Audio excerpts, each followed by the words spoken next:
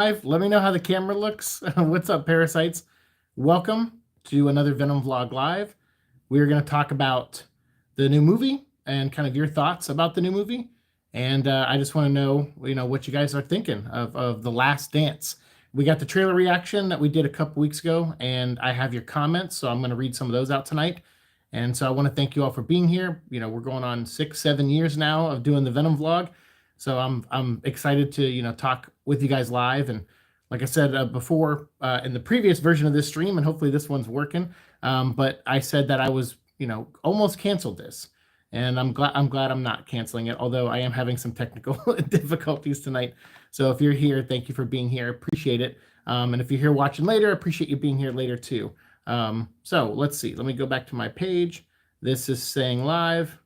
And it's still showing me, the other way. So let's do this, and we'll just record the whole live stream this way, since my phone doesn't want to cooperate with horizontal filming.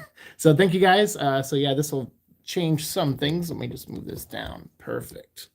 Awesome. So I locked in the way it's set up. I locked it in twice, and it still is recording this way. So I appreciate you, toughing through this form with me. Thank you for being here. Anyone who's live, if you want to jump in the chat, feel free to let me know how I sound and how everything's going. And we're going to get started here. So I do want to say again a big thank you to everyone who has been following this channel, whether you jumped in at the beginning and you were here even before Venom Vlog, and or if you jumped in right when we started talking about Venom, or in that first year we were talking about Venom leading up to the first film.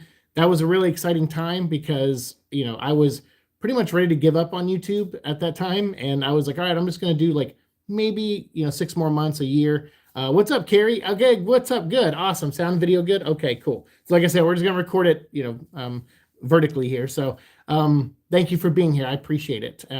Carrie, an awesome person. If you guys don't follow her on social media, you should. She covers a lot of cool stuff in the nerd world, so be sure to do that and follow her. I'm a big fan of the SBCC blog for San Diego Comic-Con, SDCC blog. That's really cool. I've been following that for years, and probably for about 10 or 12 years now.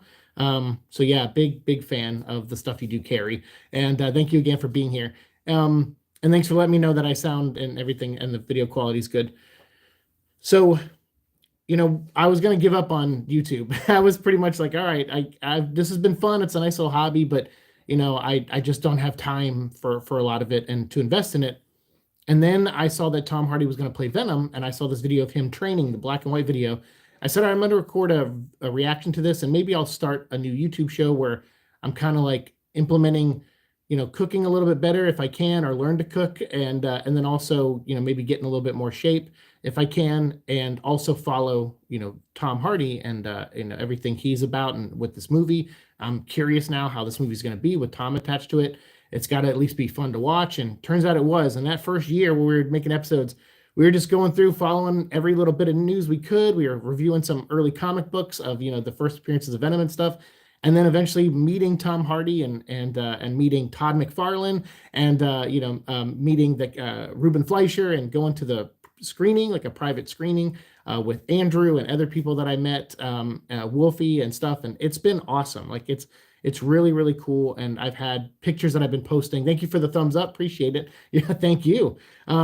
It's been fun, like, seeing those memories popping up in my OneDrive and stuff for the past week now of 6 years ago, being at that premiere or, like early screening and meeting Tom and meeting Ruben and then my question that was asked, like that was pretty cool to see Patton Oswalt say like, hey, Venom Vlog, so that's all those memories are, being sent to me through, OneDrive, and it's awesome. And of course, there's pictures of Echo in there, which has been awesome to see again, is seeing him, because around 6 years ago, we were just moving in with our friend Kevin in Burbank. We were living actually right behind Universal Studios and right next to Warner Brothers Studios, a place where I was actively trying to get a job. And I was like, man, it'd be so great if I could walk to work right here.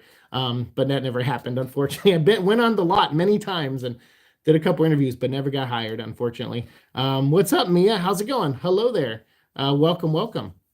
So So yeah, it's cool to kind of look back at the last 6 years and see how much my life has changed, how, the kind of the losses I've experienced, the growth I've experienced, the revelations I've experienced with, my mental health and stuff. Like there's a lot has changed since we started. I feel like in a lot of ways a different person than I was when I first started this show. But that's good. Like I think that's, as long as there's growth, I think that's a good thing to to see. I think there was definitely some lows, personally, but we climbed out of them, thankfully. Not alone, of course. So everyone who's ever reached out to me, who's ever showed a iota of kindness or anything, it's like, thank you. Like I want to say thanks. And that's another reason why I just couldn't cancel tonight, despite how I feel. I was like, I'm gonna push through this because it's the parasites, and I wouldn't be here without a lot of you guys. So thank you. And speaking of you all, before I get into my thoughts about The Last Dance and all that stuff, and hopefully you guys will bombard me with some comments there of like what you think, people here live. But I do want to read some comments that were left on the trailer reaction video, because I promised I would cover that. So I do want to say, to Panhead Bro, he left a comment. I'm going to read it here. He says, "Great trailer reaction, man. Thank you. I can't wait for this movie. Couple of things I thought were worth mentioning. I've seen a lot of people on Twitter say similar things, but it's so interesting how this potentially adds a little more depth to Riot's character, as he could be maybe slightly misunderstood and wanted a safe home for other symbiotes." I'm going to get to that in a moment, because I've been seeing that comment a lot, and I don't know if I understand it fully. So I'm going to respond to that here shortly. He continues to say, "I think Null might be a looming threat, maybe similar to Darkseid in the Justice League movie, or maybe just a post-credit scene, as Sony could have shown that in the trailer," because, and he says LOL, because Sony always does that. They always put the post-credit scene or the last scene of the movie in their trailers for some reason. And so he says, "I do hope that we see other symbiotes like Scream, and hopefully Toxin isn't the green one, but maybe it's a design that will grow on me if it is.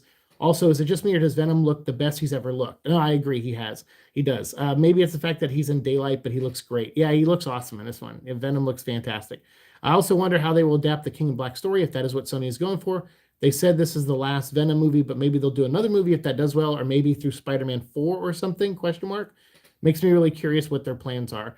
Well, with Sony, I would say probably not. There's no plans. And I mean, or they may have just like I'll just set it up and we'll figure it out later kind of mentality. I feel like that happens a lot with kind of Sony's rationale, but I always look past Sony's goals, and I try to look at what Tom and Kelly and what the crew and cast of this film are trying to accomplish with this film. And according to them in their comments, this is the last one. So I don't know about a setup or a lingering, Null or whatever. I may be remembering this, but I thought Null only existed in the 616 universe. I know Marvel doesn't like to call it that, but the comic book universe. I thought Null only existed there, because the reason in that Venomverse story he brought the Harry Osborn Venom from the Insomniac universe over is because in that universe there is no King in Black. It's actually the Venom costume with Harry on Earth that kind of becomes a King in Black in a way, but there's no Null in that universe. And apparently there's an Eddie Brock, but he's not involved. So I always thought that the comic book version of Null was the only version of Null. So I'm really curious about this movie, and how, I guess, I don't know. Maybe I just misread that, but of course the movies are a different universe, and they don't really have to tie to the comics in that way. So, but the other thing I thought of is maybe this version of Null is dying, and he needs something from Eddie and Venom that might help him live. And I'm thinking maybe it's because Venom himself is either an offspring of Null directly, like a son in a way. And that's what I was thinking. Like maybe this version it's like the Fallen from Transformers, Revenge of the Fallen, where he's just pretty much sitting back and he's not really doing anything directly throughout most of the movie, and it's because he's dying. And that would still explain the comic books where they say there's one version in the comic if this version of Null is dying and does die. So that's my theory on Null, but we'll get more into that later when we talk more comments from you guys if you have any. But as far as people on Twitter saying that this adds more depth to Riot, I don't really, I guess I know where people are getting that from, but I don't understand. There's a line in the trailer where they say, oh, these symbiotes, they were running from something. and they're showing off that room of symbiotes. I don't believe that connects to Riot at all. I think Riot was on a mission for invasion and on a mission to look for something that could maybe save Null. And so they did come here to invade, and hence why, maybe after 6 months of looking around on Earth as an old lady, Riot was going to head back to the stars to let Null that Earth was a place he needs to come to. In this trailer, they say, oh, these symbiotes are running. It's probably because this Null now has these other xenophages or whatever creatures that are directly under his control, and he's using them to like do stuff. So I would say for me, I don't know. I just feel like that's like that line doesn't pertain to Riot and those symbiotes being on the run looking for a safe haven away from Null. I don't think it adds any depth to Riot. That's my personal opinion. I could be wrong, and the movie may, I may put my foot in my mouth, but based on the context of this trailer, it sounds like they're specifically talking to the meteors that land on Earth in this trailer. And then those symbiotes are found by this government agency and kept under lock and key, and they learn through maybe Toxin, Patrick Mulligan, that these symbiotes are on the run. So these particular ones, and not Riot and the ones from the first film. But I don't know. We'll see. And also, I thought about like Venom. The reason I thought maybe in this version he's like a son to Null or something is because then you can tie into Eddie, and he could talk about how he doesn't have a great father-son experience with his father, and then maybe that's something Venom brings up. And this one is like, yeah, well, my father is Null, the King in Black, and even if they say father like loosely, where it's like he's the father of all symbiotes, even that still kind of works. But it could be the secret that the symbiote has been hiding from Eddie this whole time, because that's something that's always pops up in the comics. Is the symbiote at some point they reveal that there's a secret it's hiding from Eddie, and it's always a one that really tests their relationship. And that could be the case in this one, where this whole time he's been hiding the existence of Null or something, and now it's he has to reveal this to Eddie, that this was probably coming all along, and he just didn't warn Eddie because he was having fun with him, and and he didn't want to like ruin the fun, and make things serious, or something. So we'll see how that goes. But I really like your comment, man. I appreciate that. Yeah, the looming threat thing is Darkseid. It's possible. I don't think, because if you watch every trailer so far that we've seen in TV spot, it's the same shot of Null, the same two shots, where it's like the close up of him on the side, and then the panning shot leading up to him going through the hive mind.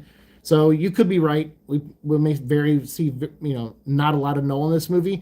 We might not even see a fight against Null in this movie. Who knows? Null could just be dying the whole time, and then when the xenophages don't successfully get the symbiote back to Clintar, maybe he just dies right there on his throne all by himself. So who knows? Maybe there's just no contact with them at all.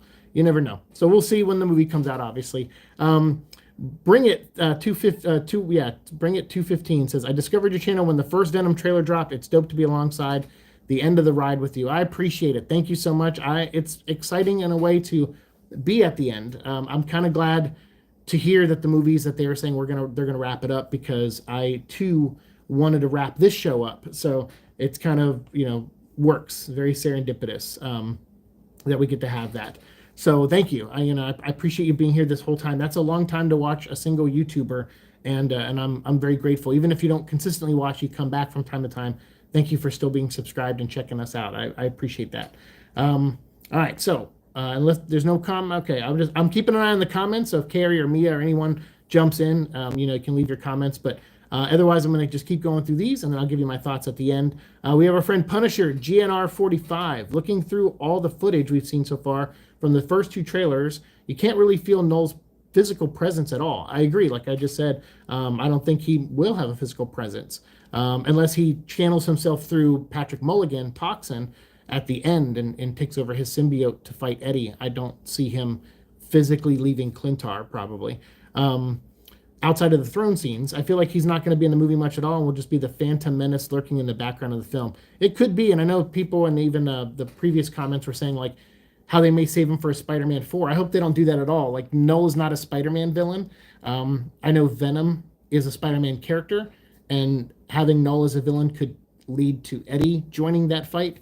But it sounds like they're really adamant about this being the last one, and they could just be saying that to throw people off of, with something that happens in this film. We don't know.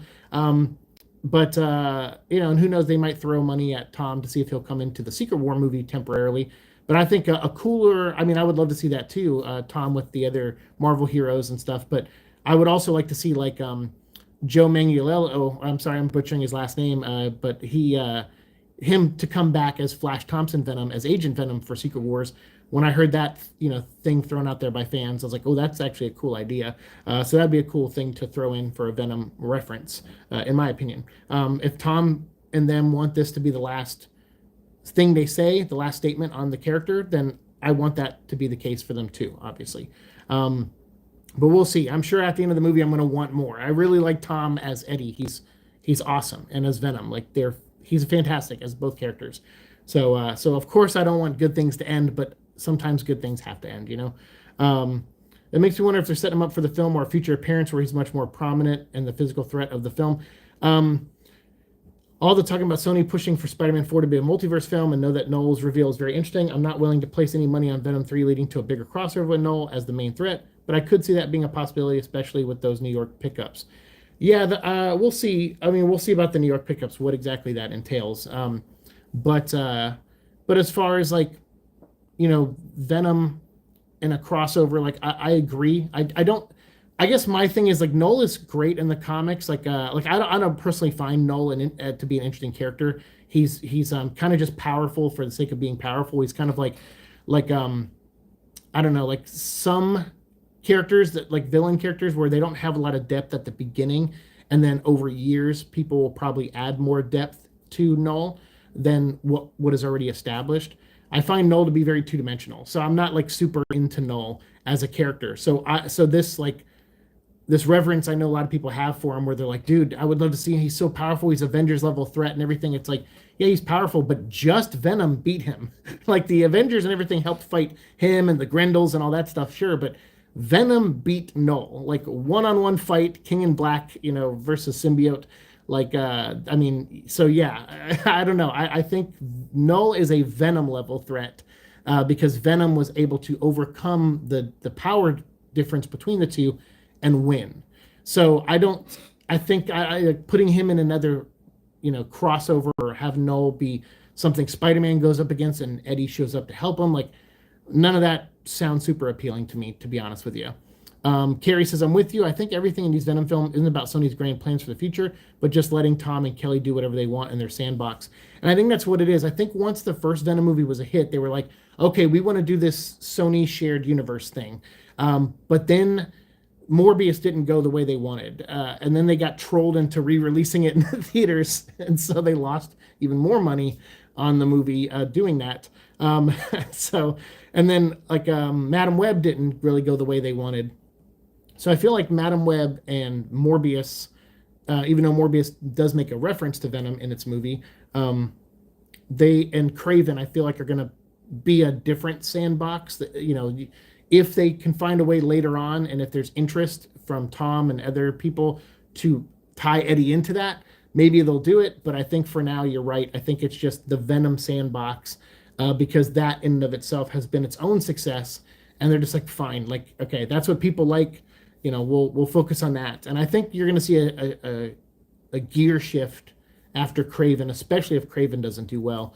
I think you'll probably see a big gear shift in Sony, possibly. I mean, we'll see. Then again, I feel like sometimes they don't learn their lessons when it comes to certain things. They try, though. I got to give them credit. They try. Like they didn't give up after one failure like the Dark Universe did for Universal. They said, oh, you know what, we'll test the water some more. We'll try this Madam Web character. But really, this whole time they should have been making a Slingers movie, and that's the movie I want to write for Sony. So Sony, if you're watching, like Slingers, that's where it's at, man. Those characters tie into Spider-Man, have powers. That's for young people, and you can throw them into a world where there's a Spider-Man or not a Spider-Man. Either one, they'd still work. I love those characters.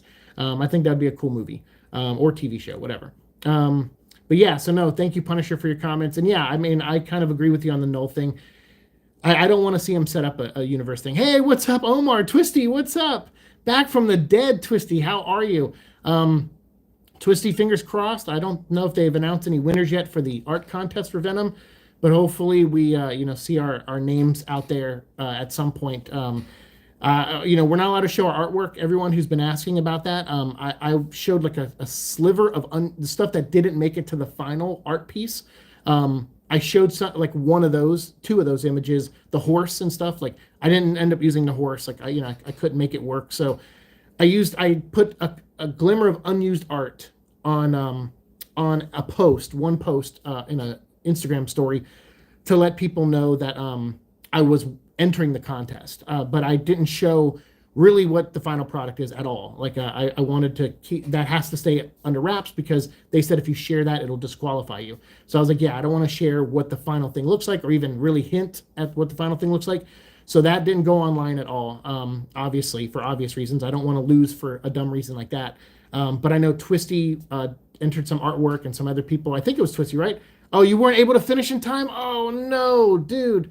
So it's going to be up on your Instagram. I'll keep an eye out for it. I'm sorry to hear that. Twisty's an amazing artist, so has done art for the channel as well. So thank you, Twisty, for being here. And Omar, thank you for being here. I hope you're doing well. And Carrie and Mia, thank you guys for popping in. Thanks for the thumbs up. I'm just going through and reading comments that were left on my Venom trailer reaction review, and I'm responding to those. And then we're going to get into what you guys think of the new Venom movie. And then we're going to talk about some Marvel trading cards that are coming in soon that will have Venom characters in them. So we'll get to that here soon as well, including Noel, who is going to be in that set.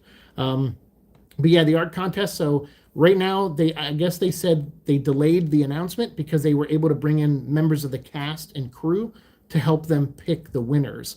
And they did an art contest just like they did for the first two movies, where you get four. I think it was like they pick four winners. Each person wins $2,000, and their art becomes an official poster for the film.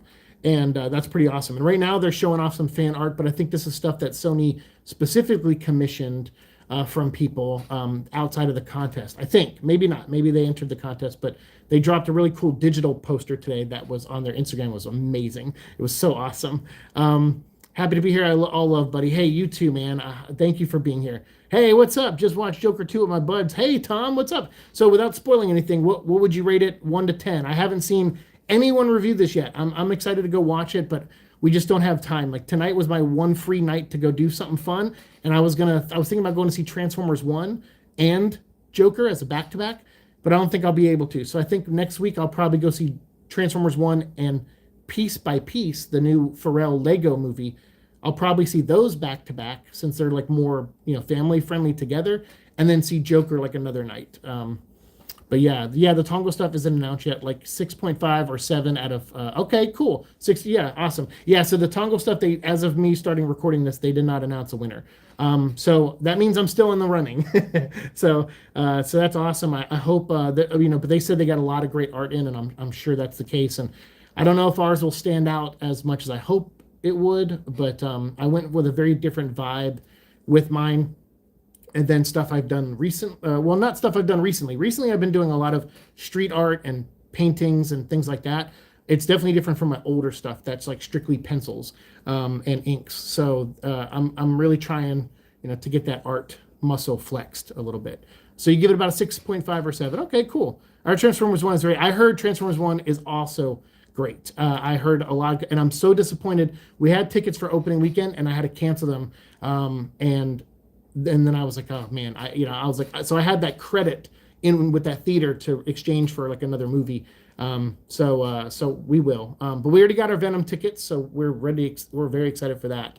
I have no interest in seeing Joker movie. It looks too depressing.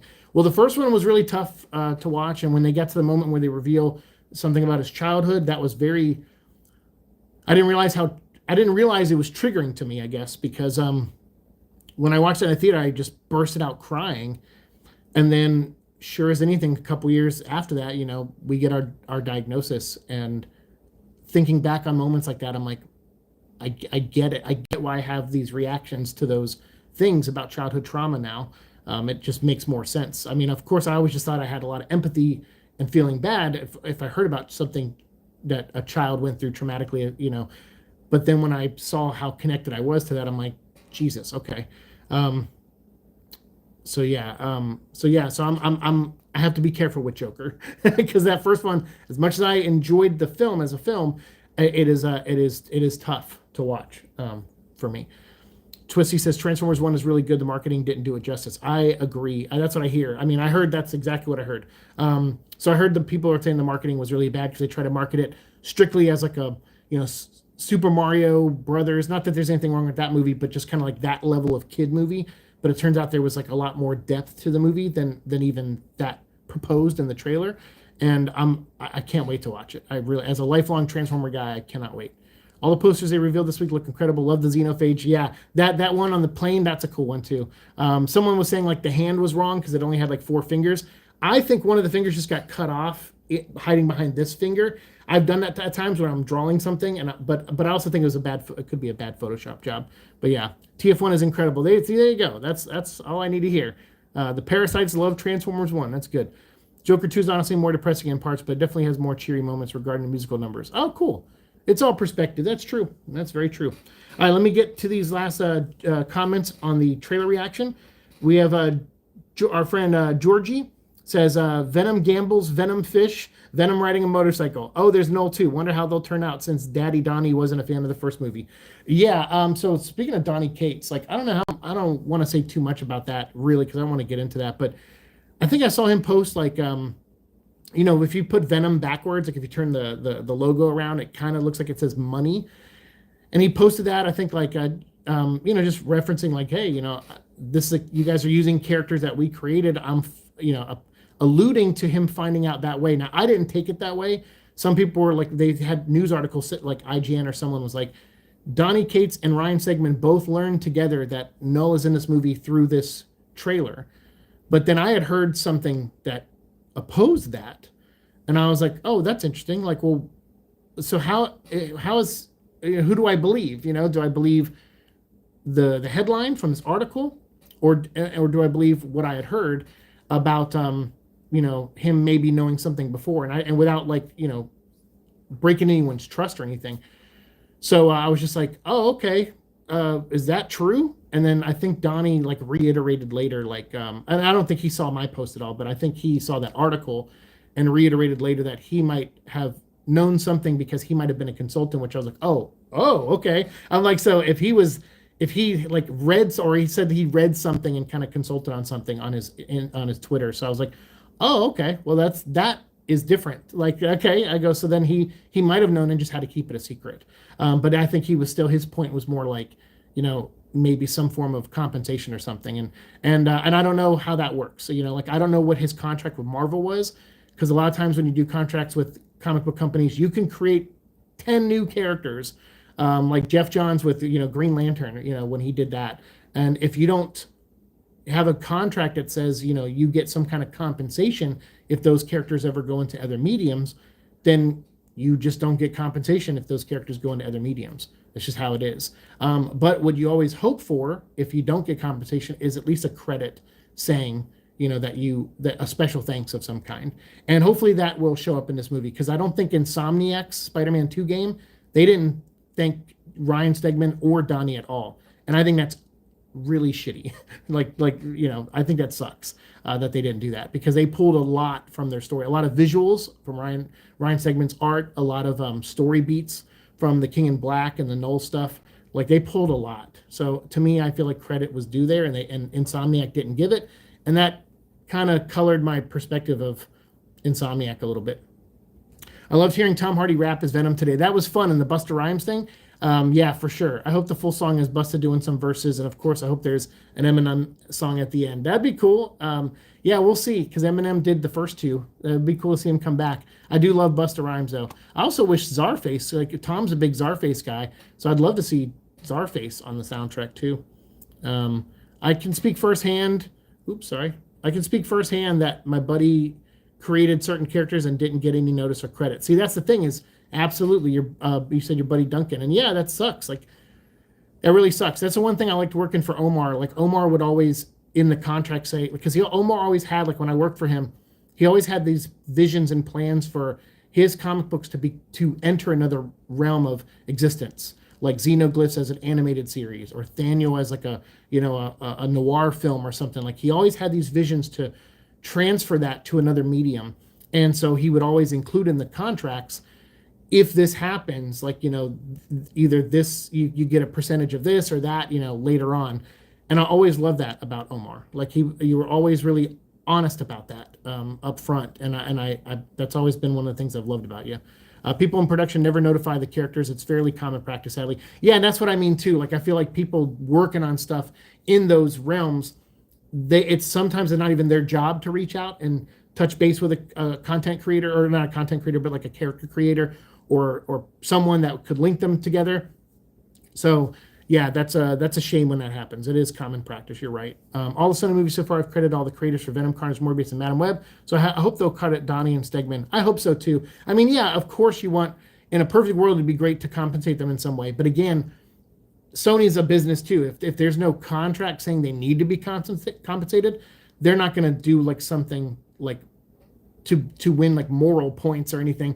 They're going to say, hey, that guy had his chance to make his contract. Again, I don't know their contract. So for all I know, their contract says they should get compensated. So if that's the case, please do. But I think, whether it says it or not, I would still try to throw them a few bones. I mean, come on, you wouldn't have your story without them. So in the Spider-Man 2 art book, the concept artist credited Donnie and Stegman, but Insomniac themselves called them original ideas. That's rough to hear that. Yeah. But I mean, that's cool that the artist did that. Of course, that artist would, game recognizes game, right? And of course, an artist is going to say, hey, I pulled this visual from Ryan Stegman. So shout out to that guy. 100% for sure. All right. So we had Georgie's comment there. D. Baca says, I'm so excited for this. Been with you since the first trailer of Venom 3. Wasn't a fan of some of the things Donny Cates did, but I'd be lying if I said King in Black wasn't fun. I agree. I don't love that run completely, but there's really good moments in that run and great character growth for Eddie in that run. And by the end, I kind of liked Dylan. And that was something like, I was like, okay, this is not bad. Like, there's for a definitive Venom run, I think it is the definitive Venom run, in my opinion, despite stuff I don't like in it. I still feel like it's a really good run to hand an omnibus to somebody and say, you want to know more about Venom? Check this out. So for sure. So I'm excited to see Null. Can't believe we've come this far, and Venom better be in Spider-Man 4 and or Secret Wars. Yeah, of course we all want to see, Tom, and again, like, look how fun it was in Deadpool and Wolverine to see some of those characters come back. So yeah, of course. I mean, I would love to see Tom again, but we'll see. Time will tell, I guess. Duncan created characters in the Venom movies. Oh, I think I know who you're talking about now. Interesting. In like the interesting. Duncan. Yeah. In the first one or both, actually, probably both, right? I always wanted the stuff we made to be big as it could be. Comics will break your heart. Comics do break your heart. I mean, people ask me, they're like, do you think you would still be working in comics right now? And why don't you work in comics right now? Like, because there was people I started with at Top Cow and I worked alongside with at Awesome with Omar and stuff that, like, I've seen transcend and continue to do this life and continue to work hard at it and put out some great stuff. And they're like, man, if you would have just zigged here or zagged there, you might have still been in that game. And I said, it's not really about that. It was about me. Looking back, things make a lot more sense now. But at the time, they made no sense. But I was struggling in ways that I didn't know.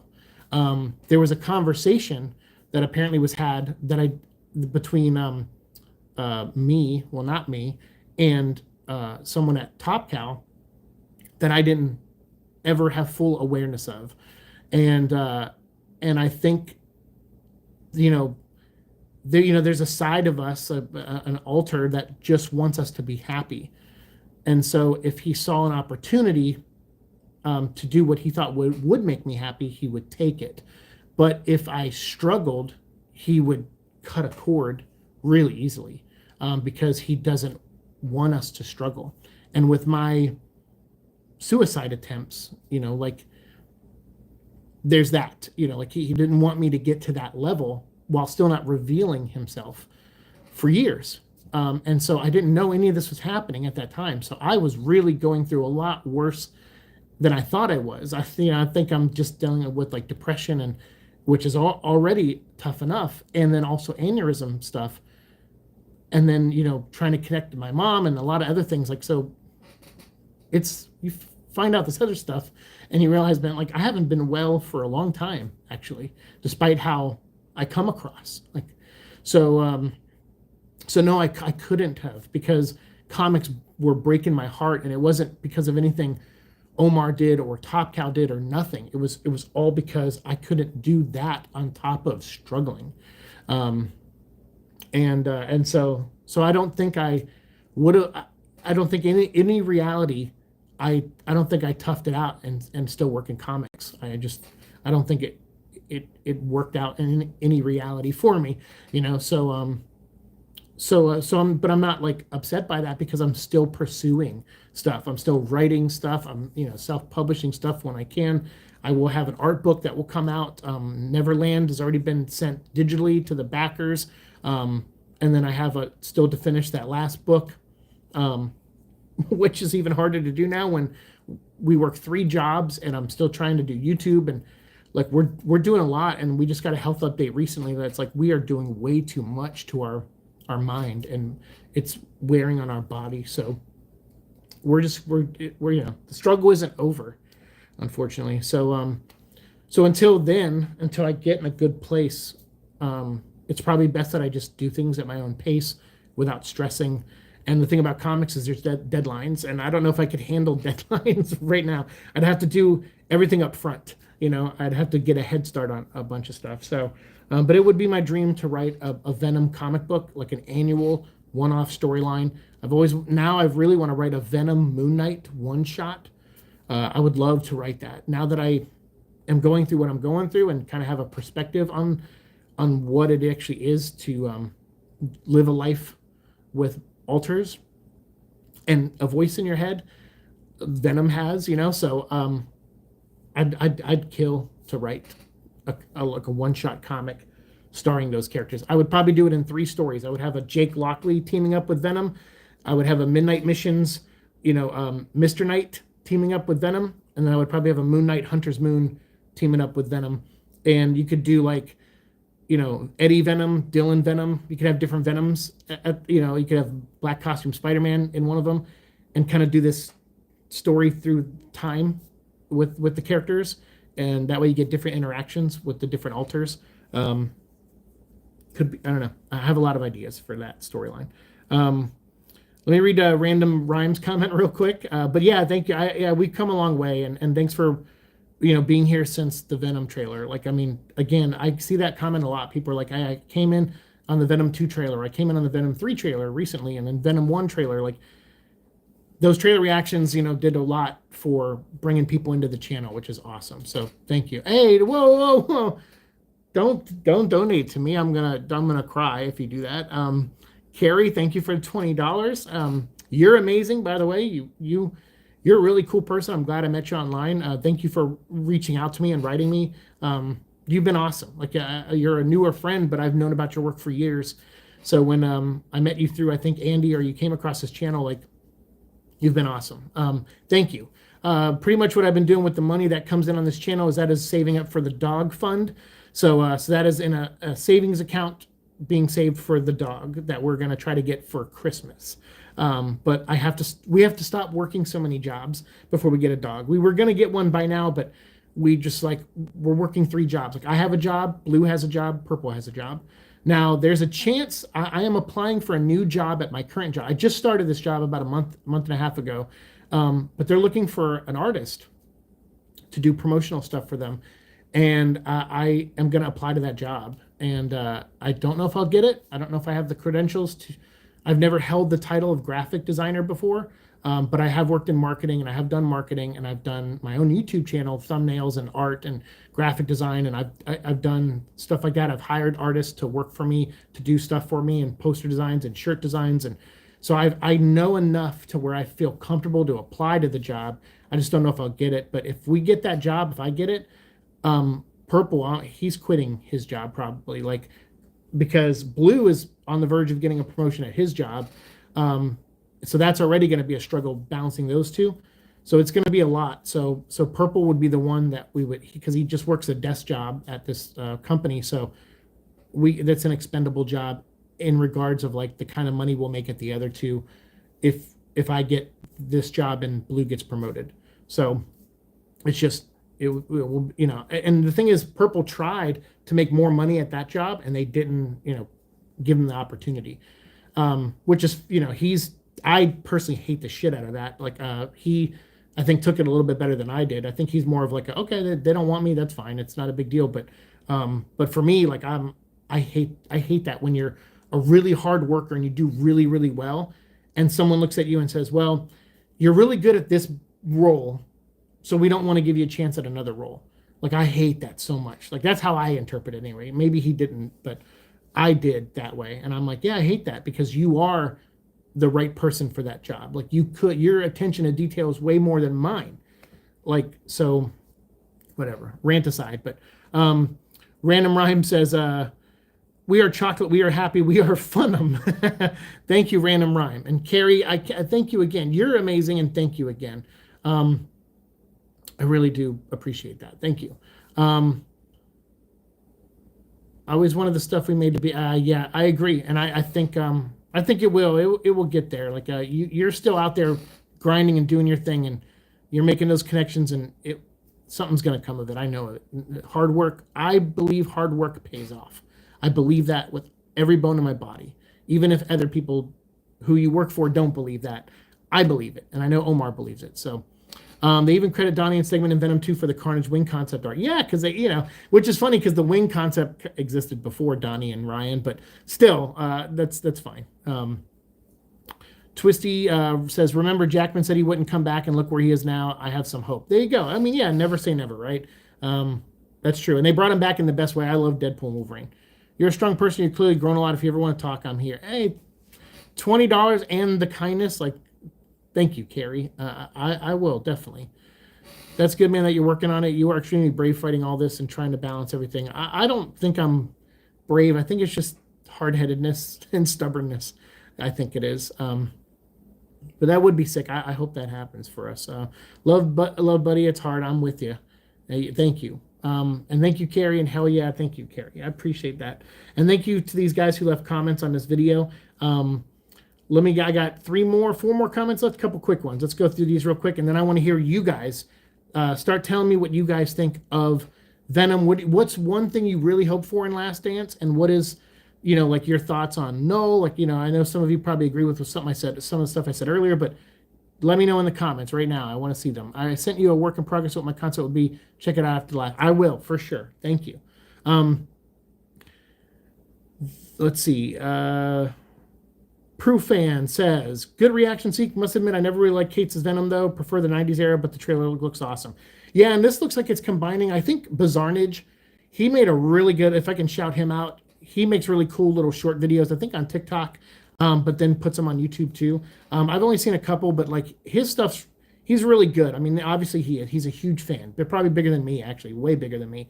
And he made a really great theory video that, in the comics, it was Null and the Grendel, but he was saying in this it's going to be Null and the Xenophages, and that if you look at the Xenophages designs, they have 6 legs that come out and kind of like crooked down like this, you know, they're kind of like, they kind of do that. So when it jumps up in the air, it kind of does the spider logo almost, where it has 6 legs, and then its tail is like this split tail thing, and then the back of it looks kind of like an ant, the front of an ant kind of thing. So if you slap that silhouette on a shirt, it almost looks like the Venom symbol, or like a crude version of it. And he said, like, wouldn't that be cool if this movie was kind of telling Venom Rex, like the story of Venom Rex, but mixing in like the government and things like that. So like instead of Rex himself being a symbiote that has been around, you have Toxin being the one that's given information to this, you know, military group. And then they find other symbiotes. Maybe you'll see like hybrid form at the end.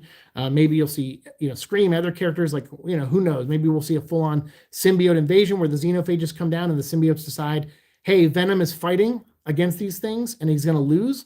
So maybe these other symbiotes go, you know what, we're going to fight with Venom. And then maybe you'll see a moment like that. Like, I don't know, my theories are going all over the place.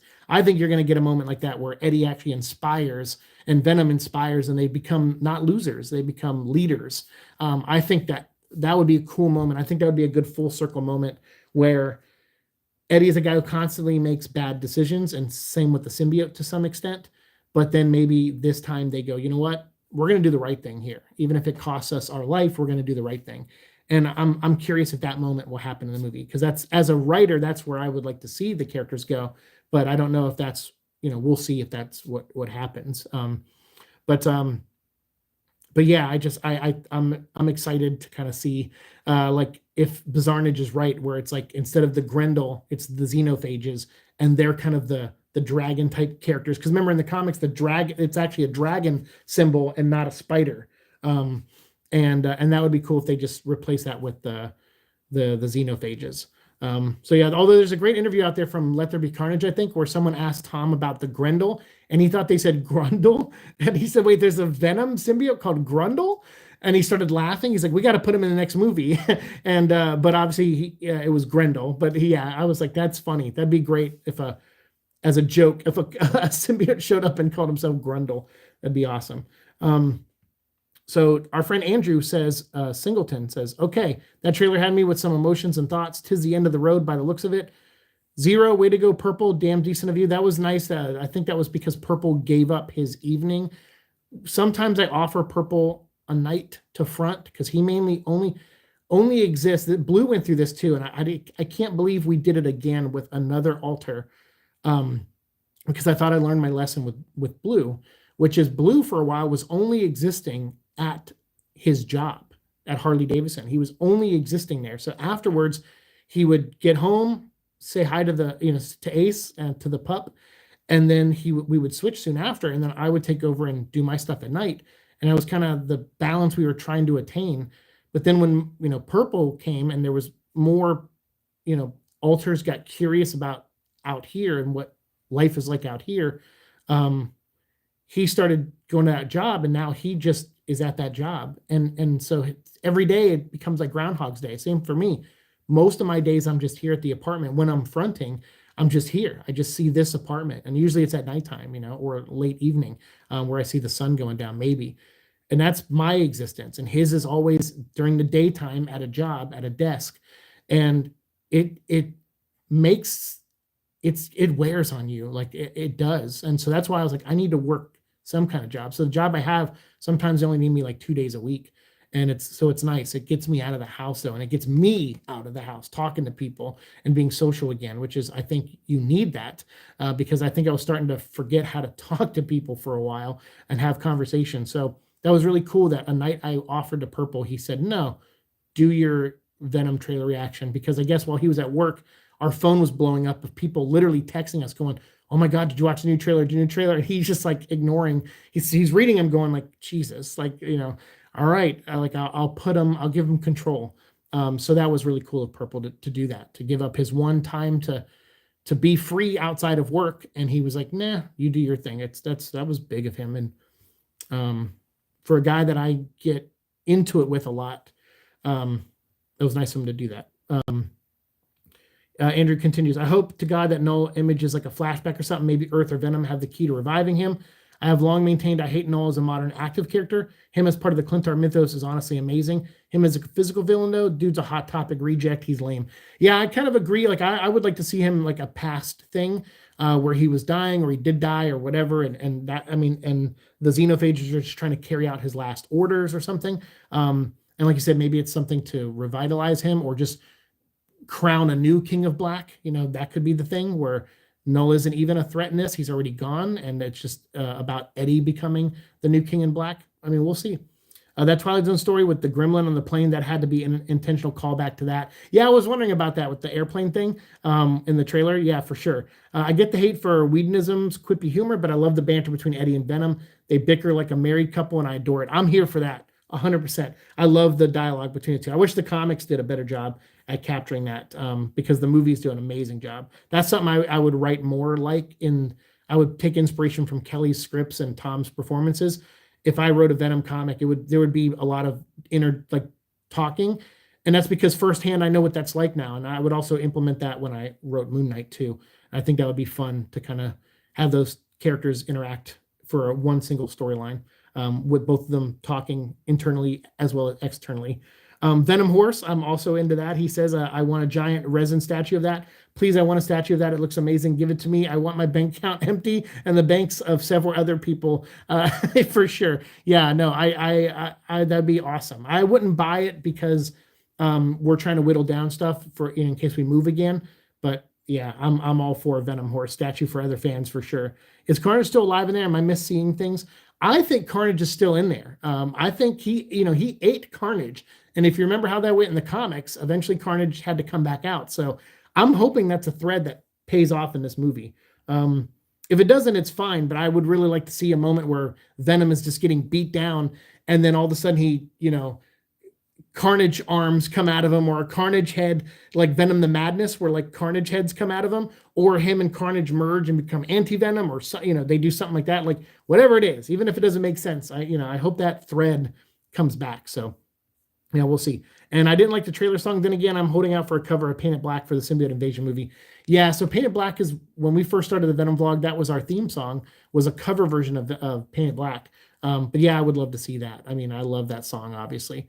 We've gotten rid of it because I was always worried about copyright strikes. So I did eventually get rid of that song as our intro and started making our own music, and with purple and blue and stuff. So yeah. So let's see. Let me catch up on some comments. Tom says, I hope The Last Dance has a very tearjerker finale, and that doesn't necessarily mean that they have to die. I agree. I mean, you know me, I'm always a sucker. I feel like these characters get so abused in comic books, and their stories are always hamster wheels, and they never really get a good ending. So I would love to see a happy ending. I'm always for that. That's like in the Batman movies, like Dark Knight Rises. I'm like, well, I like how that movie ends because it's a happy ending for Bruce Wayne. And after all that guy's been through, I think he deserves a happy ending. So yeah, I would love to see something that is emotional, but isn't like just a death. But we'll see. I hope Orwell Taylor still has his comic motivation too. Yeah, I don't know, because I was watching the trailer with the subtitles, and did they call him Orwell? I don't know if I saw that in the trailer. I'll have to go back and relook at that. Xenophage would be a pretty cool symbol for movie Venom. Yeah, because it's like kind of lopsided, and so you could take those electricity bolts that are those veins that are coming out of Venom, and they could form into that and make like a crooked, sideways, or like Scarlet Spider. It's like at an angle. Like I'd be into that for sure. And that could be like what they put at the end of the movie too. I want to see Scream, Toxin, and maybe a symbiote dragon. I don't know if you'll see the symbiote dragon, Luke, but I think the xenophages, I think, are replacing the symbiote dragon, and that's because of Bizarnage. Like that thought, it wouldn't even have gone into my head if it wasn't for Bizarnage. So if you're not following at Bizarnage on Twitter, who does the Venom site and other things, like please check out Bizarnage. He's got some great theory videos out there. Tom did get his wish, that's for sure. Hold on, let me get some water. He absolutely did. And Andrew, thank you for your comments too that I just read. I have a couple more from Swordsman and Mahid I got also, and Eddie's Mullet. So we'll get to those here in a moment. Noah's definitely just in the background. Really cool that Andy Serkis is playing him, though. Andy Serkis is playing him. Interesting. Hope Ruben can make a cameo. Ruben Fleischer? Is Andy playing Null? I didn't know that. I know people are like, they probably theorize that, because wasn't it like Daryl from Walking Dead? Wasn't he people saying him? And yeah, we'll see. I don't know. That'd be cool. That'd be a cool cameo though. Andy Serkis, I love him. But if it's Andy Serkis, I would want Noel to be a bigger part then. Like, if it was someone just doing a quick scene, I don't know. Like, we'll see. If we're doing the Codex thing, Carnage is definitely alive, at least in the symbiote. Yeah, and I think you see him in the hive mind, so he's still out there in some capacity. Carnage is still alive in his stomach. Pretty sure, Tom says, the most get of him in this movie is that he'll looks to be just memory scenes in a hive mind. Possibly, but I still would love to see a scene where Venom, because that's Venom the Madness visually is my favorite version of Venom, where it's like all the heads come out of his shoulders. So that'd be cool if it's like a red and black mix of heads come up and form on his shoulders, like and he grows like a foot taller. Like, I don't know, I'd be sounds silly, but I would be into it for sure. I want that on a shirt. Andy even said Carnage isn't dead. Oh, see, there you go. There you go, Tom. I think given how light and fun these movies have been, we're getting a happy-ish ending. I think Eddie has earned it. Personally, I hope we get that. Thank you, Carrie. I agree. I hope so. They haven't yet, weirdly enough, even though it's pretty obvious that the jury is there. I mean, yeah, that's definitely a version of the jury. They're not like Iron Man suited out or whatever, but they all have matching outfits and stuff, and they're equipped with weapons. So, yeah, for sure. Daniel RPK reported that Andy is playing him. Oh well, and Daniel RPK, he's never wrong. So, and that guy, like, and I know I sometimes I'll throw a little shade at him. I don't mean any like obvious like ill will to the guy.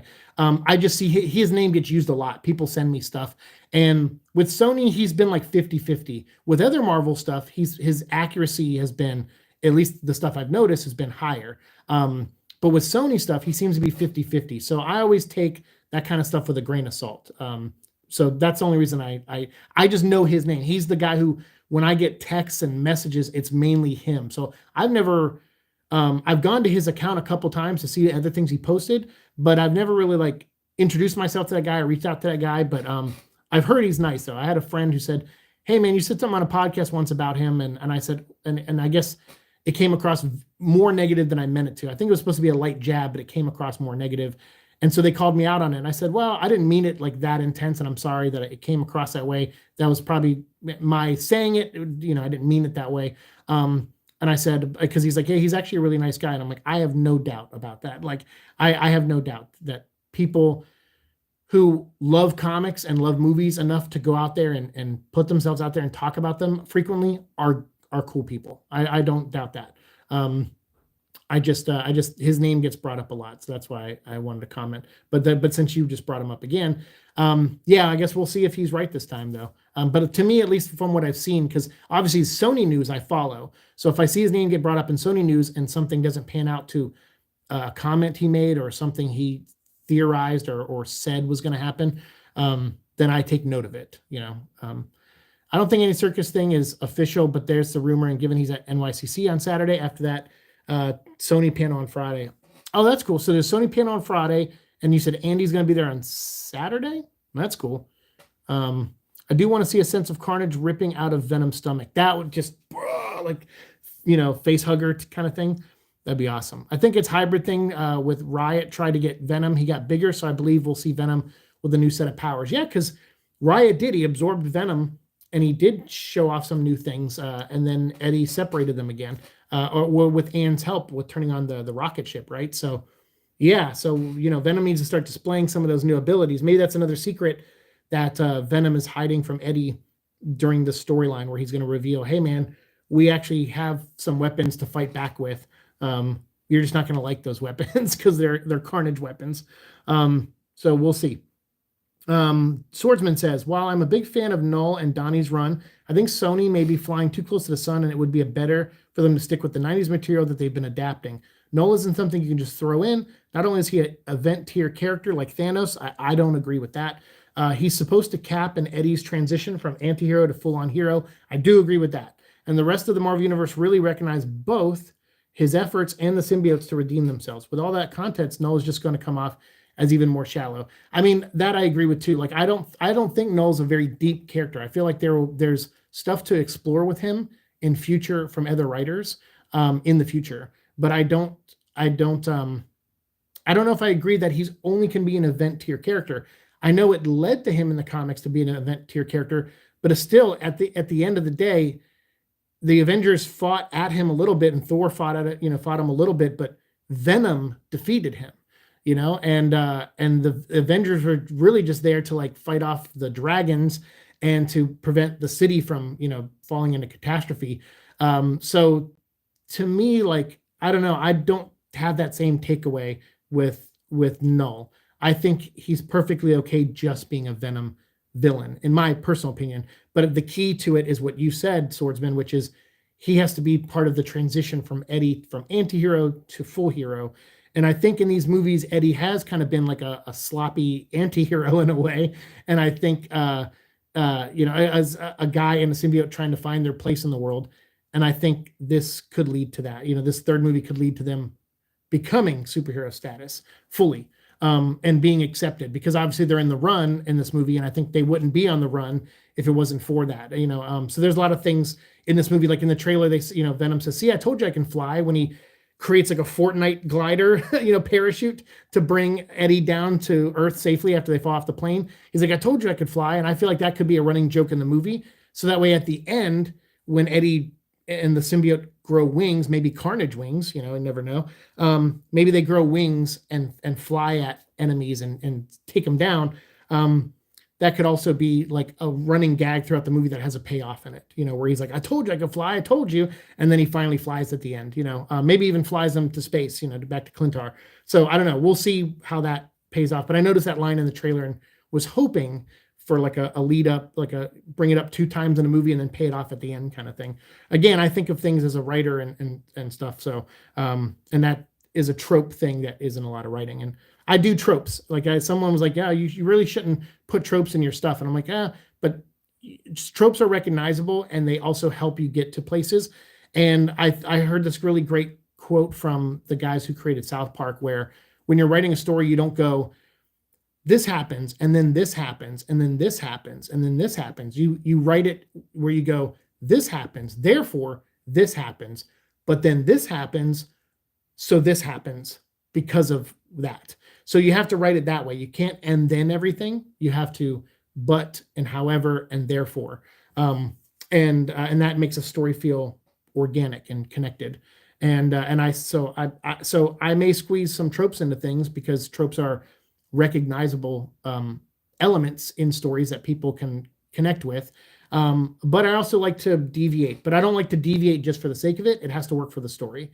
So yeah, so that's just my little thing about tropes, because I follow this channel called Comic Tropes, and I really like his channel. He's got a great sense of humor, but he's got a great eye for story, and I'm sure that guy could probably, if he hasn't already, I'm sure he could write a really fun comic book.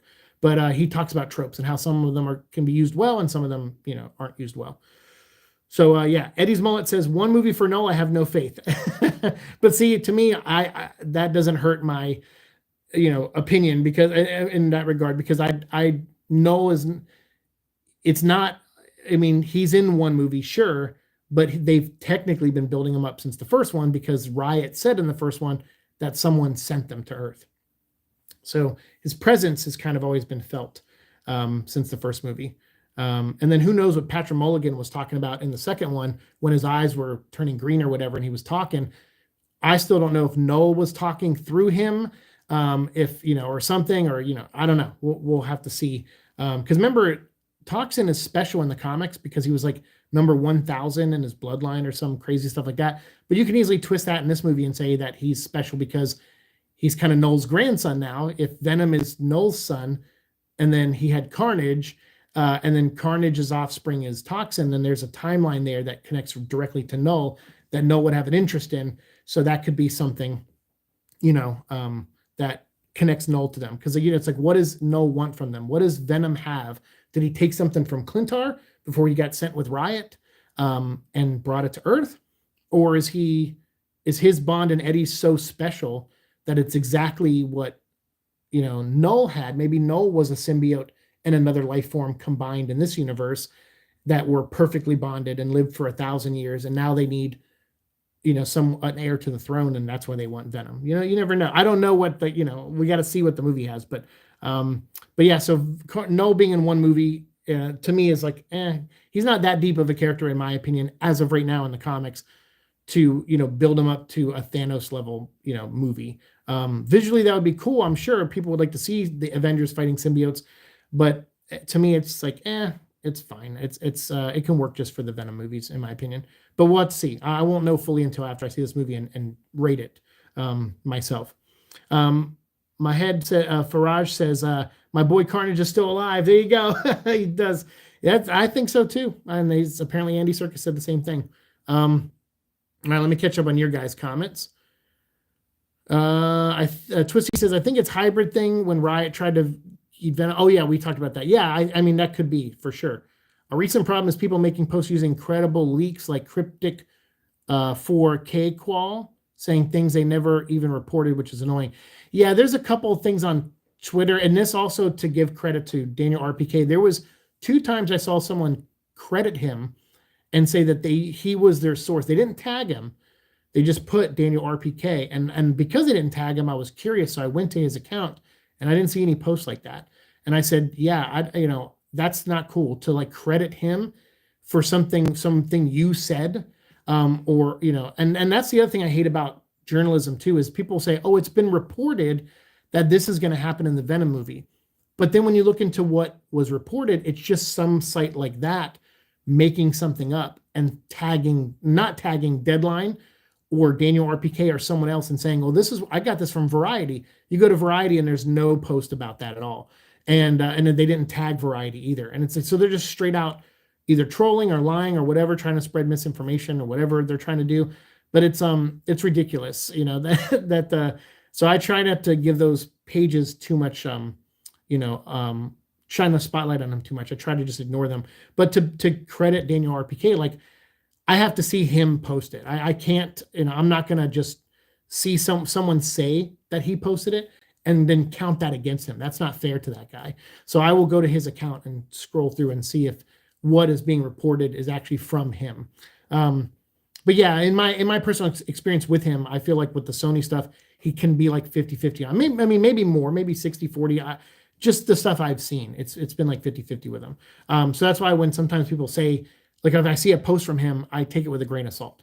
But that's just how I am. I'm just naturally untrustworthy when it comes to news on Twitter. So that's not a jab at him or any one place particular. But unfortunately, you have accounts like this one that you're talking about that do that. Venom War, I wish Venom War would stop calling the symbiote Venom. Yeah, I know. I know people, that's a big point of contention with a lot of people. And I guess I get that. Like, it was never established in the comic that he himself, the suit, was called Venom. It was always established otherwise. And that's what I liked about the Venom War #3, Spider-Man #3. There's a moment where Peter Parker and the symbiote talk, and the symbiote says, like, I didn't like you so much, Peter Parker, after you rang the bell in my head and separated us, even though I came back and saved you from dying yourself, from the sound of the bell ringing in your unconscious ears. He's like, I became poison to you, much like the animated series. Like, I became poison, and that's why we call ourselves Venom. So I like that they've reestablished that in Venom War Spider-Man #3, at least from those writers. I think it was Colin Kelly and Jackson Lansing, I think, and Greg Land did the art and stuff. I'm glad they reiterated that that's the history, because if you read Al Ewing stuff and Torin Grunbach or whatever her name is, I'm sorry if I'm butchering that. If you read their stuff, they're just going to say Venom, like the suit's called Venom, and that's very frustrating.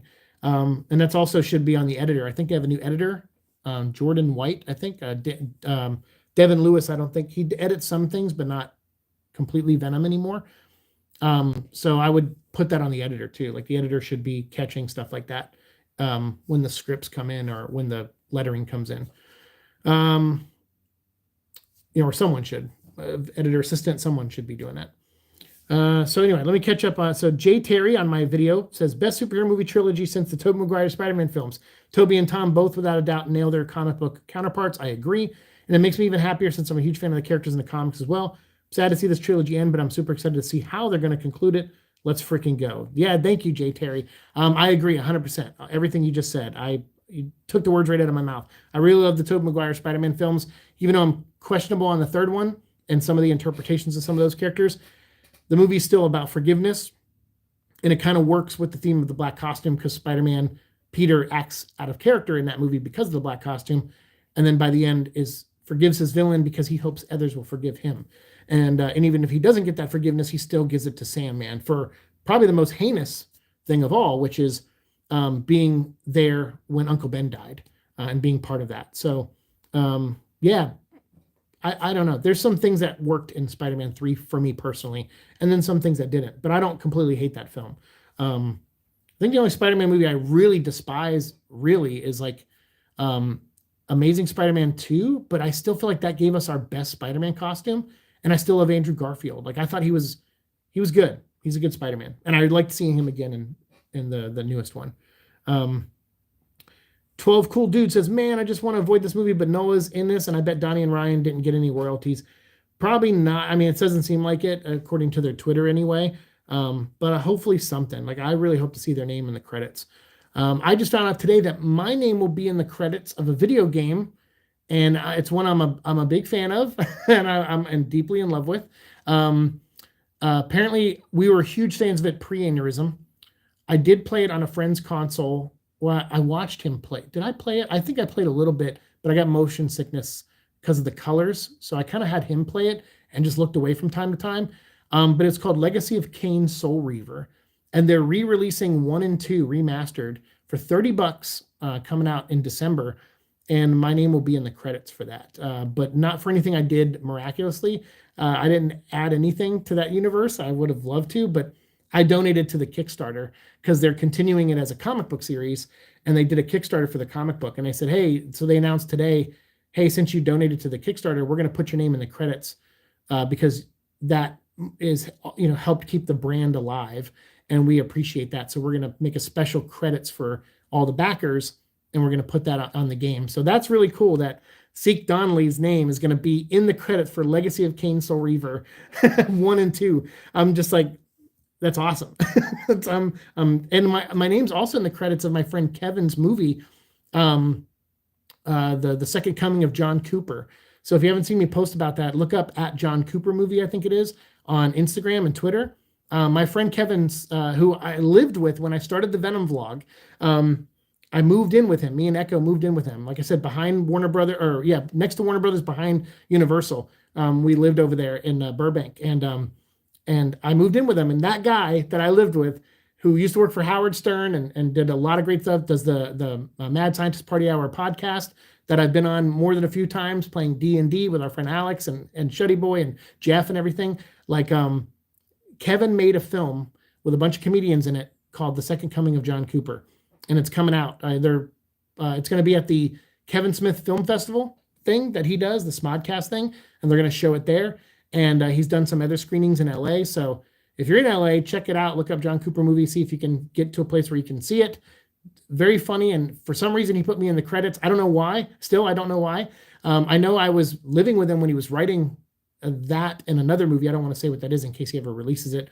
But he was writing scripts and I would listen to his ideas and stuff and occasionally give feedback, but he would have me sometimes read some of his stuff. And he's a great writer. He's a very funny guy, one of my best friends, and I couldn't be more happy for his success. So John Cooper Movie, check it out. But yeah, Kevin, just seeing him skyrocket like that has been amazing. But I don't know. I kind of went off on a tangent. I forgot where I was going with that. So I'm sorry. If anyone wants to remind me, let me know. I was going somewhere with that, but I at least I get to plug my friend Kevin and check out his stuff. Mad Scientist Party Hour, awesome dude. John Cooper Movie, awesome. I love that even though they stopped fighting, Eddie is still disgusted by Venom eating people shown in TV spots. Very accurate to the hunger because Eddie doesn't even eat people in the comics. Yeah, that's what I like too. I mean, there's still a lot of 90s-ness in these movies. So earlier when someone was saying like, I wish they would just focus more on the 90s and not the modern stuff. I don't mind the plot being based around modern things as long as the pacing and the humor still pulls from the 90s. And that sounds like what it's doing. So for sure. Tropes, clap, R, clap, tools, clap. There you go. Yes. What's up, VCXE? Yeah. You have to have every tool at your disposal when you're writing something.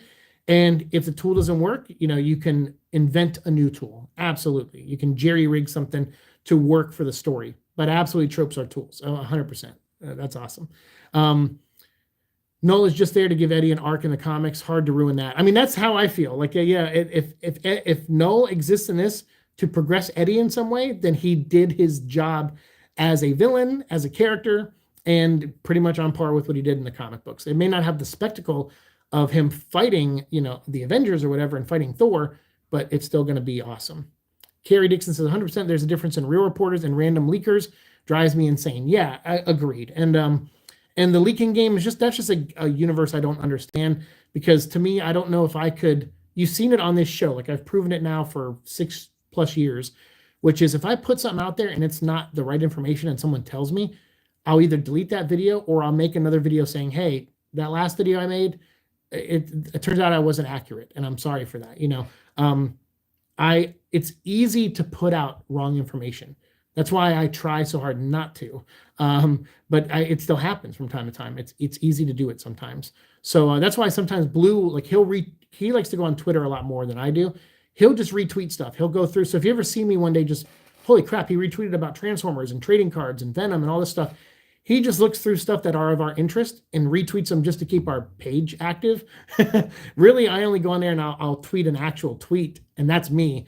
But most of the time, he's just, unless he's sharing a video of mine that I made that he liked, he mainly just retweets stuff, just to keep our page alive or to make sure I see it later. But yeah, it's like, I mean, like, so Twitter is just like, it's an easy place to get wrong information. So I always tell them, like, be careful when you retweet stuff, because I don't want you to retweet something that could be not true. You know, try to retweet it from either a reliable source or a fan clearly stating they're giving an opinion on something, as opposed to them saying, this is what's happening. Because, yeah, you don't want to run into that with the leaker stuff, for sure. Jay Perrin, what's up? Late to the party. Hope the live stream is going well. Dude, thank you, and hope you're doing well, man. Thank you for your service, as always. I know I always say it to you. I hope you're doing really well, man. Thanks for being here. Jay Perrin and I go way back to Harmontown days. So it's always awesome to see a fellow Harmenian in here, dude. I hope you're doing well. Yeah, way back, it was, God, was it 10 years, maybe 11 years? I met Dan Harmon. It was funny. I don't know if I ever told the story on the stream or not, but there was a girl that we knew pre-aneurysm that lived, I think, here in Florida. And I don't know if we dated or what, but she knew old us, right? And I had this sense, like, she wrote me one day, hey, I'm moving to LA, would love to connect with you. And so I went through some old emails and things, because I was like, I don't know who this person is. But we had wrote about her in one of us wrote about her in one of the journals pre-aneurysm, talked about things they worked on together. I guess she worked in production here in Florida, and that he had a crush on her and that he liked her. And so when she moved to LA, like, we had met up and, you know, hung out, had a few meals together or coffee and stuff like that. And then she started bringing me to these podcasts at the back of the Meltdown Comics building, where they had like a little room in the back for stand-up comedians and podcasts and things like that. And so it was a comic book store in the front, and then in the back, and Robin Williams would go through there sometimes. And he also went to Golden Apple a few times too. And it was just a cool place to hang out. It was a place that I was like, oh, I heard about this place, but I never came over here. So this is awesome. And we went to Harmontown before it was even recorded. And I had met Dan, I think after my second or third time. She's like, you should go talk to him. He seems like a really nice guy. And I really liked Dan because he was very honest. He was like, he had this room full of people, and he would just openly tell them stuff that most people might be embarrassed to talk about. But he was very honest about it. And I found that refreshing, because I felt like post-aneurysm and being in aneurysm groups and things, like, I felt like a lot of times I was around people that were walking on eggshells with me. But then when I was in an aneurysm group, everything was very honest. And there was something like freeing about that, where you could just say what you felt. Even though I struggled in some of those aneurysm groups, because some people were struggling way more than I was, obviously. So that's hard sometimes to be face-to-face with, of what you could have seen, what could have been. And it's hard, because it's not, I don't think it's fair when they look at me and it's like, oh, well, this guy's walking around, he's doing better than I am. It was tough emotionally to be in those groups sometimes. So Dan's thing kind of took over in a way. Like, I started seeing a different kind of honesty, where he was talking about things that I couldn't connect or relate to, but I just appreciated his honesty. So she was like, you should go up and talk to him. And I did. And he instantly was nice to me and liked me. And then soon after would invite me on his show. I said no like 100 times, I think. Maybe not 100, but I said no a couple times. And then finally, after his Harmontown movie tour, he said, will you please, I'd like to have you on the show. And I think it would be great if you come up. People might connect with what you got to say. And that was awesome. He gave me a platform and gave me a space to be open in front of a crowd, which was really nerve-wracking for me. But that led me to becoming a podcaster, becoming a YouTuber. It got me comfortable speaking publicly and stuff. And it was cool. I mean, Dan is an awesome guy. I actually texted him recently. I don't know if his number is the same, but the number I have, I texted him. He doesn't really text me back anymore. But I think it's just because he's probably just a busy dude, right? But I always like to let him know that I'm still alive and that I think about him, from time to time. So thank you, Jay Perrin, for bringing that back. I love thinking about Harmontown and those guys. I'm glad that Donnie praised the script too, though. Even if I did like Noel, don't like Noel, I can't deny that he wrote Eddie incredibly, and I agree, he wrote a good Eddie. And King of Black is one of my favorite Venom runs, so hearing him praise it makes me happy. Yeah, he seems excited from what his tweet said, so for sure. Not every powerful villain needs multiple movie arcs like Galactus. Agreed. Yeah, and then plus I feel like they still, without saying his name, they've been building Noel up since the first movie. So I have one more comment left from Tom, who's been in the chat here. I wish they'd show Toxin, and I hate Null, but man, I am stoked for this film. I love how emotional the song and trailer is, and also very good of Purple to do that. Thanks for saying that about Purple. A lot of you guys, I got some emails about that too. I agree. Like, Purple is the one alter that I feel like I have like it's weird. He's a much stronger version of me. Like, if you look at my Instagram, sometimes I have these mopey moments where I feel bad for myself, and I shouldn't. I mean, I am going through stuff, and I don't share everything, and sometimes it does weigh on me. And like I said, the isolation of just waking up every day in his apartment, and then him waking up every day at work and just working. Like, we have alters, but and all of our lives are very isolating in a lot of ways, and we're trying to find that blend of everything. And I think Purple took the biggest step out of all of us to change what's happening to us, which is, like he asked someone out, and he told her he's interested in her and that he likes her. And she knows about the diagnosis. She knows about us. And she's been very nice. She seems very nice. And he, we had to have him at therapy the other day on Thursday. He had to be the focus, and he doesn't like going to therapy that much. He doesn't see the point in sharing feelings. He's just that kind of personality where he'll talk about things that maybe upset him or frustrate him a little bit, but he kind of does it in short bursts and tries to move on. Whereas Green doesn't talk about things at all. He just bottles it up. And then same with Fade. So or Fade can't say it. He bottles it up so much that he can't even speak. So like for Purple, he was like, I don't like our life. We're 42, we're single. Why are we single? Like, we have a lot going for ourselves despite, our diagnosis. Like, he really wants us to live a better life, and he's taking active steps to do so. And I think asking someone out is a huge one, because I didn't see that coming at all, especially from him. And he's not doing it just to change things. He genuinely likes this person, and that's saying a lot, because he's been very critical of me and people he works with and other things. Like, he's a very analytical and critical person, and he's tough on me. Like, he's relentless sometimes, but I still want him around. Like, he wanted for a while just to go back inside and not exist anymore, and I think he made the conscious decision, if I'm going to stay out here, then I'm going to lead us to a better life, and I'm going to explore other feelings other than just being like an analytical dick, and he only does that to me because he feels he wouldn't even be here if I was tougher emotionally, which is true, but that's the case of all of us.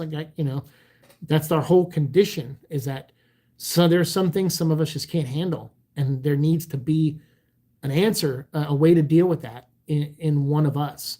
If something triggers us, someone has to be there to defend us. And so he's an answer to, something that I can't do for myself. So for that reason, I need him. I don't want him to go away. He's a stronger version of me. And he took a leap that I haven't even asked anyone out in years. So for him to do that is a big step. And it changes everything. We have a whole therapy session, probably multiple ones, discussing this and how he feels towards someone that most of us haven't even met. I've met this person, but the others I don't think have. So, or if they did briefly, like, in a quick switch or something, but we don't know them like the way he knows her. So, so it's just a big step for us. So I appreciate the people writing and saying thanks to Purple. Like, he surprises me sometimes. But I think, he's tough on me, that guy, sometimes. But I think sometimes I need that. I need tough love, and I do need to suck it up sometimes, So thank you, Tom, for that comment. Yeah, I mean, showing toxin, like I know people were, is the green one toxin that we saw in that one trailer? Like, I'm guessing it is because of the eyes glowing thing. I know Lasher's more the green one in the comics, but yeah, I don't know. We'll see when the movie comes out what it entails. I'm pretty sure the final battle is going to probably take place on that. It's going to probably start in Vegas and then lead into that military base. And I don't know. We'll have to see. I'm curious to see what the real final battle is going to be, and what's, Sony's not. They don't really creative edit like that sometimes, like in their trailers.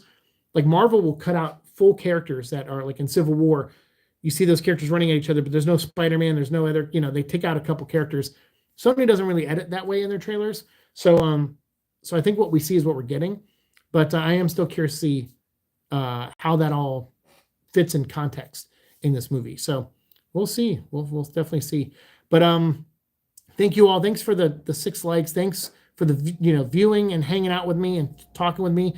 If you have any last minute comments, because I'm finished with these, everyone who I read their comments tonight who commented on this video, thank you. Our channel is surprisingly still growing, even though I don't put out as much as I normally do. And I know I keep saying like, hey, this day I'm going to put out this video. I don't even know what day it is sometimes. Like some days I'll go, oh yeah, tomorrow I'll do this. And then tomorrow comes and I'm like, wait, it's not tomorrow. It's 2 days later. And I completely forgot. That's the thing about existing mainly here at the house. Because it's not even like I go and lay down and we switch anymore like it was for a while with me and Blue. Like I'll be sitting in this chair and I'll stop recording or something and finish editing one video. And before I even get to post it, we switch.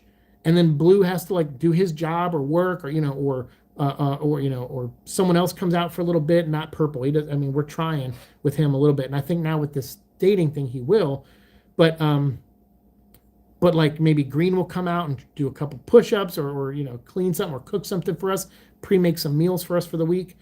Like it's always something like that. And then I'm like, then I come back and I realize like, oh, this is not the same night as it was when I finished editing that video, and I struggle. Like, I mean, it's hard sometimes. That's why having this job 2 days a week gives me some concept of real time in a way. So I can imagine like me being here, at least I'm comfortable. I'm in my home most of the time. So I can imagine like what Blue went through and Purple when they just front just to work. They only exist to work. That's a tough existence. I wouldn't want that for me. And I don't want that for versions of me that I feel are stronger. I think they deserve, I'm a fan of happy endings for people who struggle. So I want them to find their form of happiness. Blue is definitely doing that with trading cards, which by the way, I will mention, I got this box of Metal Avengers blaster box. I think there's 6 packs in here. It's like $30 at Target. We had some Target gift card that we used to make this like $10. So we were like, screw it, we'll get one and we'll open it, try to get a Moon Knight card out of here because we do not have Moon Knight from this set. I think we only have Citizen V. So Blue had this thing. Let me tell this real quick story. Blue, we had these Blade cards come in from this website that he watches called North of 7, I think. They seem really nice. I've read their emails and interactions with each other. They seem really nice. But they sent us some cards that got massively damaged, which were the Blade trading cards. From Marvel Masterpiece, the big ones, the 5x7s. And all 3 cards were like bent in half, like full on bent. They were destroyed. I think it was like 3 or 4 cards, all destroyed. So money just wasted. But those guys said, hey, we'll make you a deal. If you bid on something of ours, we'll just, whatever the credit is, like the $20 that you lost, we'll take it off of what you bid. So Blue tried to bid on the Moon Knight one, the Moon Knight card from this set, but it went to like $50. And so he was like, well, I don't want to spend the 30 difference right now because at that time we were just, it didn't make sense to spend the money on that card at that time. So he decided, all right, I'll get a Citizen V card since Seek likes Thunderbolts, and I'll get a Dormammu card so we can have a supernatural character.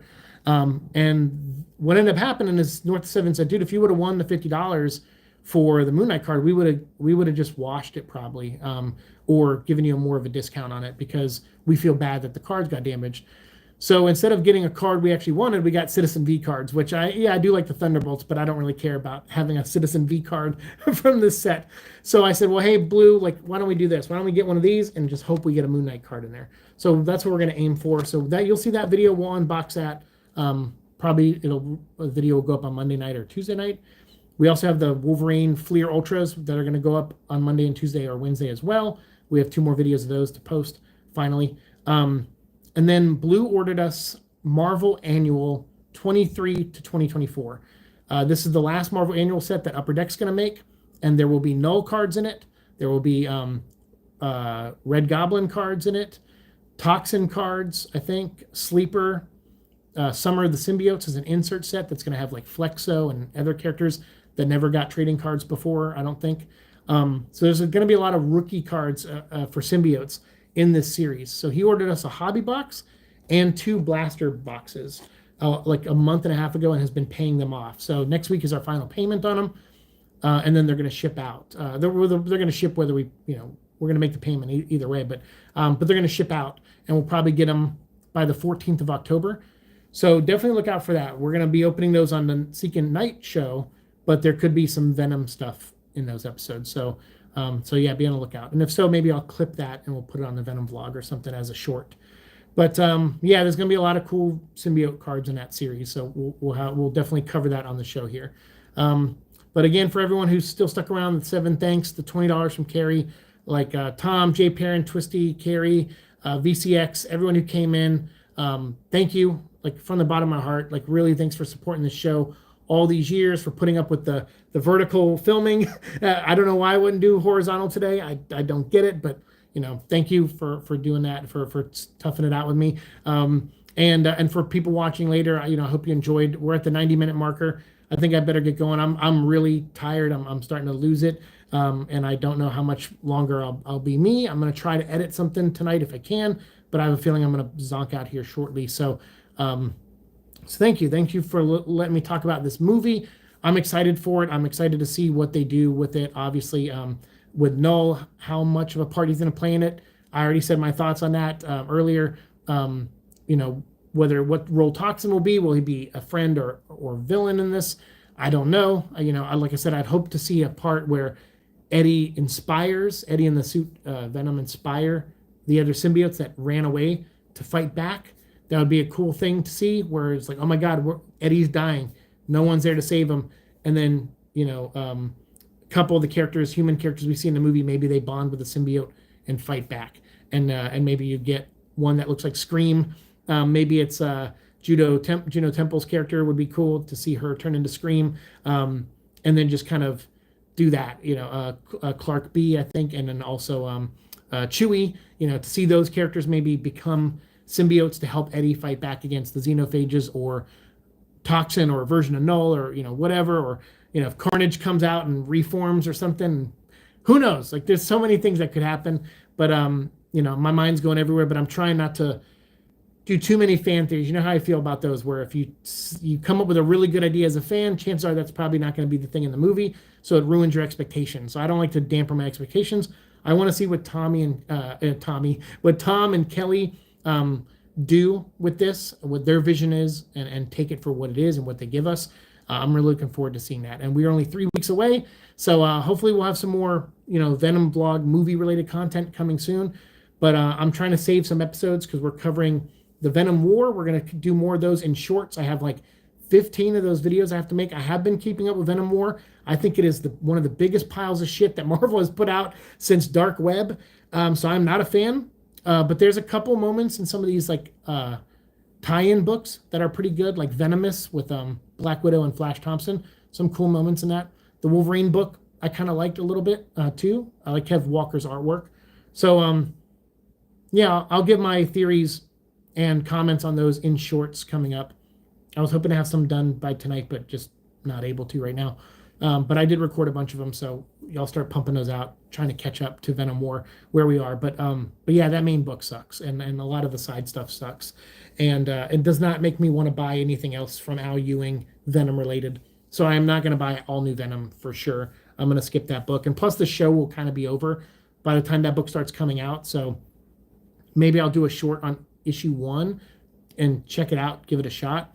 But I also feel like I should vote with my wallet and not support that book at all, because I can't get behind more Al Ewing Venom stuff. He did some cool stuff in this run, but it all led to this, and this is not very interesting to me personally. Despite a good moment or two, just not enough to warrant me to want to keep talking about Venom War. Like those books, reading them and making those videos felt like homework, like really bad homework that you don't want to do. Not like an exciting assignment where you're learning something, like not a good assignment. So I'll have those shorts coming to you guys very soon. But thank you so much. The 4 people that are left, thanks for being here. Thanks for watching.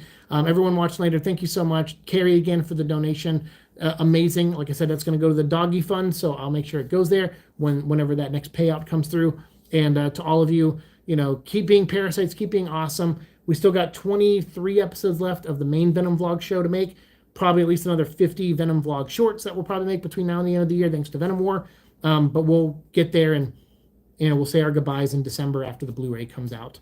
But we'll still, I'm sure, mention Venom from time to time on Seek at Night. But as far as just following the character wholeheartedly, we're coming to the end. And so thank you all for being throughout this whole journey with me. I do appreciate it. And thanks for being here tonight. I really do appreciate that too. And for the 8 thumbs up in the donation, all that. I'm repeating myself, but thank you. I'm just really grateful. So before I start crying, I'll see you guys in the future. Peace.